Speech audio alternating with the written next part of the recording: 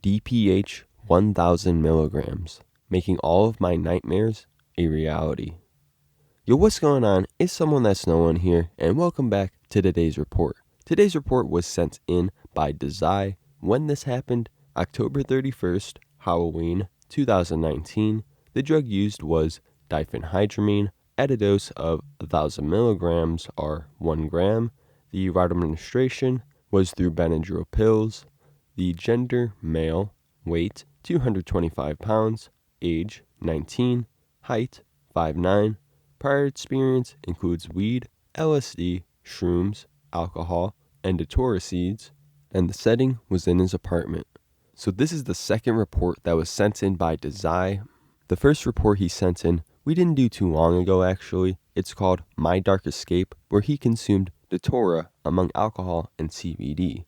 And we can see that he's in a somewhat similar mental state. I wouldn't say as extreme, but he did note to me that there is a third report that somewhat serves as a resolution to all of that. So I think this is a pretty interesting diphenhydramine report, and also an interesting report to gain insight on Dazai's journey. So I think you guys are going to like this one, and without further ado, let's dive right into it.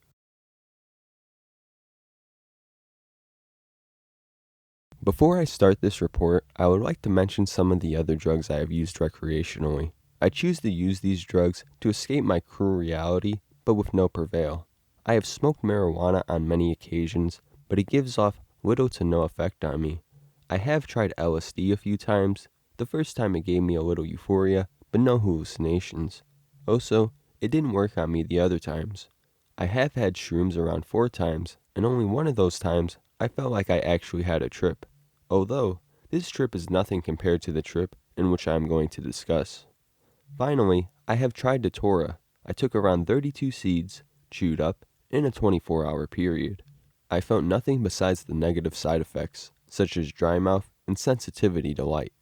After doing some research online, I found out that benadryl contains a substance called DPH that is a deliriant if taken in larger than recommended dosages. I looked in stores for a big bottle of it, but I couldn't find any without the wrapping for individual pills. I ended up buying a bottle of 500 or so pills on Amazon for like $10.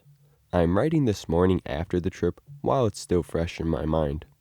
Yesterday, after class, around 5:30, I began my preparations for my trip. First, I brought 5 water bottles into my room.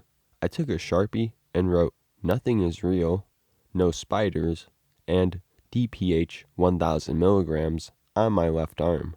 I did so as to have a reminder to myself when I start hallucinating. I came to this decision after reading other trip reports. Next, I wrote a half-assed suicide note in the event I died from the overdose. Finally, I was ready to count the pills.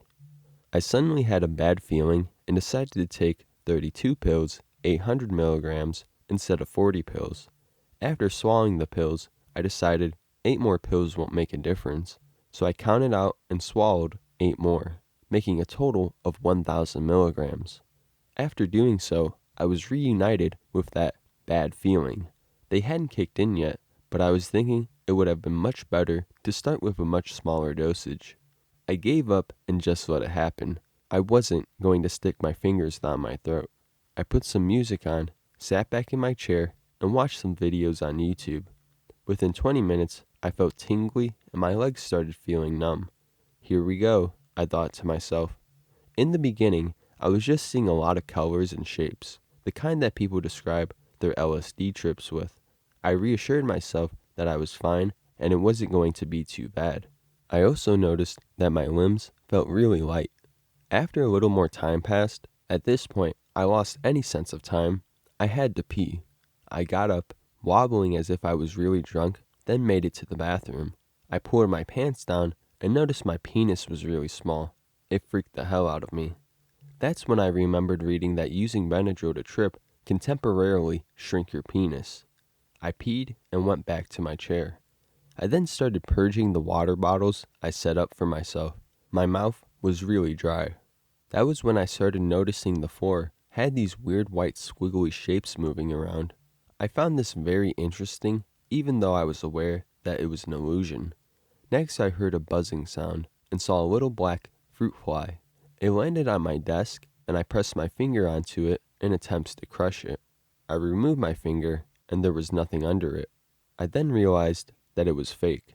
I went onto Discord to tell an online friend about all of this, but I couldn't keep any consistent thoughts or ideas.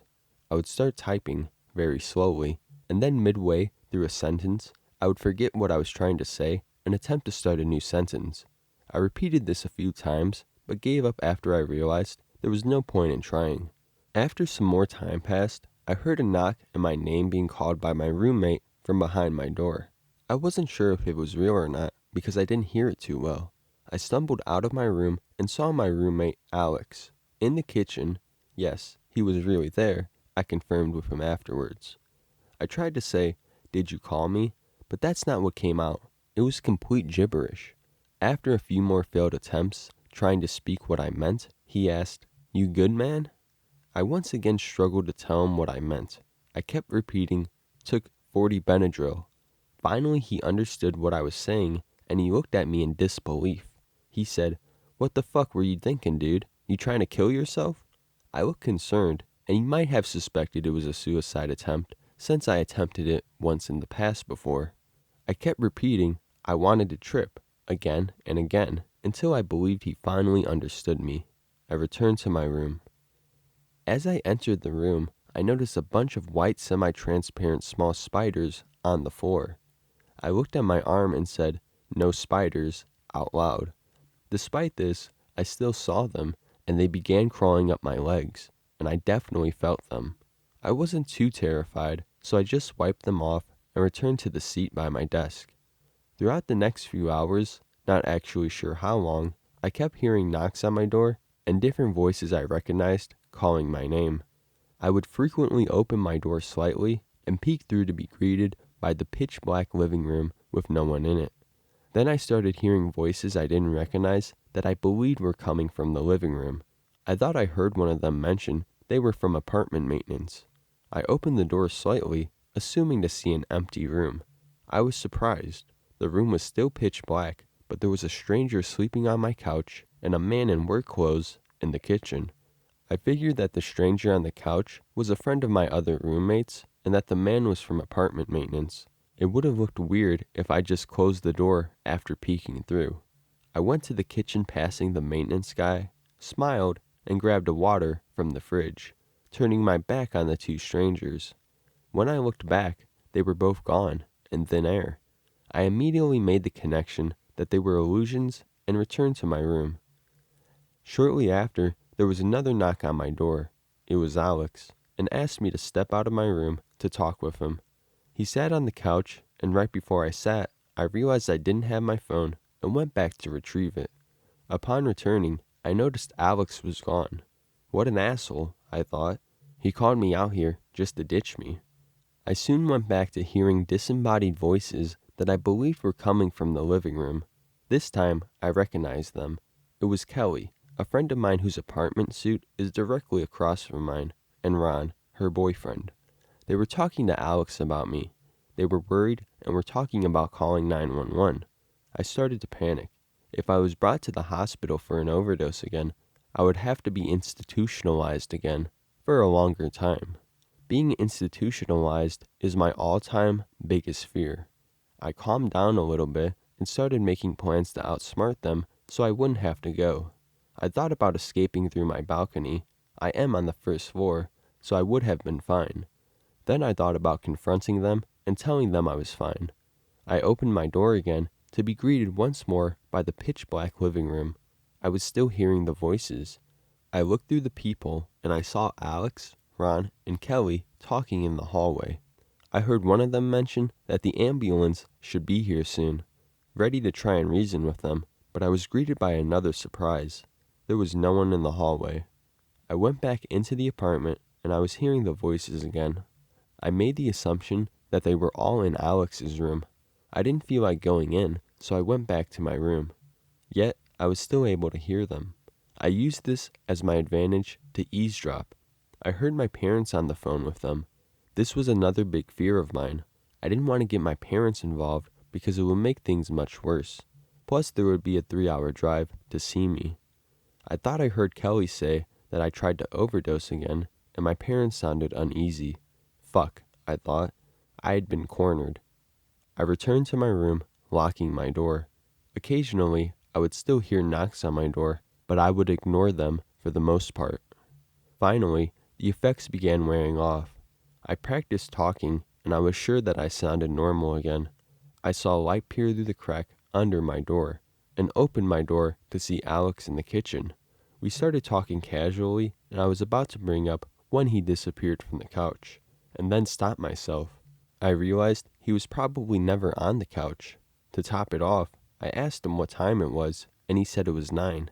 I thought it was 9 a.m. of the next day, but then he corrected me and said it was 9 p.m. That meant that my trip, that felt like an eternity, was only a little over 3 hours. I said bye and returned to my room. I then started hearing his, Kelly, and Ron's voices again.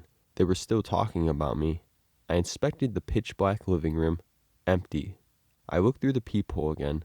I saw them through the peephole, but when I opened the door again, the hallway was still empty. I returned to my room and messaged Alex on Discord. I asked, "Where are you?" "In my room," he replied. "Oh, I think I can hear you guys from here." "What?" he asked. "There's no one here but me." Holy fuck, I thought. Kelly and Ron were never even here, and it was likely that Alex was in his room for the entire night. Aside from the first confrontation, when I couldn't speak properly, this was all in my head, and it freaked the hell out of me. My biggest fears were thought to becoming my reality, but it was just the drug. I got in my bed, preparing to sleep. I saw spiders everywhere still, but I didn't care. They weren't real. After a while of moving around in my bed, I finally managed to go to sleep. Today when I woke up, I was very dehydrated and my heart was racing. I went to my bathroom and felt a whole lot better. There was a silver lining. My penis returned to its original size.